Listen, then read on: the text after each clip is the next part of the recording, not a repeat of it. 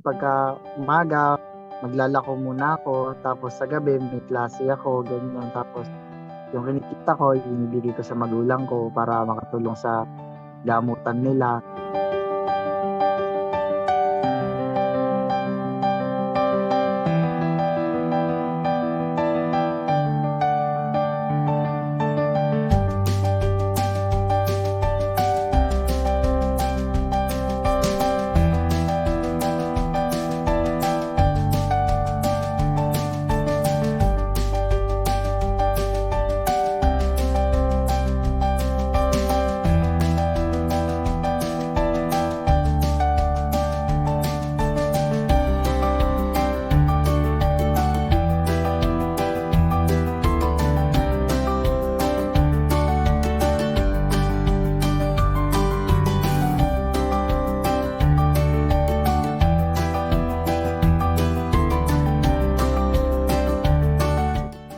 Noong una, namamasura po ako sa loob ng campus namin, tapos patago ako nagbebenta ng candy-candy.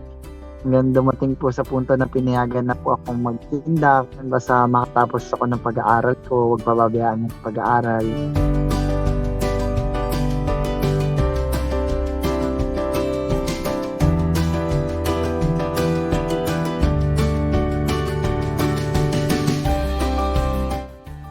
Sobrang laking tulong kasi yung nanay ko may sakit siyang cancer. Yun yung naging way ko para matulungan yung medicine niya, tsaka yung mga pambaon ng kapatid ko. Basta po kumita ko, nadi-divide na po yun para sa mga kapatid ko.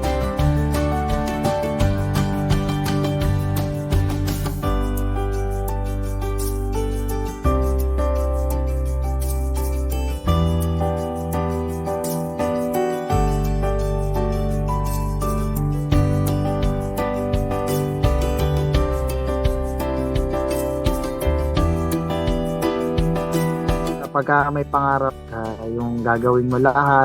Kasi ayoko yung dadating sa punto na pagsisisihan ko na hindi ko sinubukan na abutin yung pangarap ko.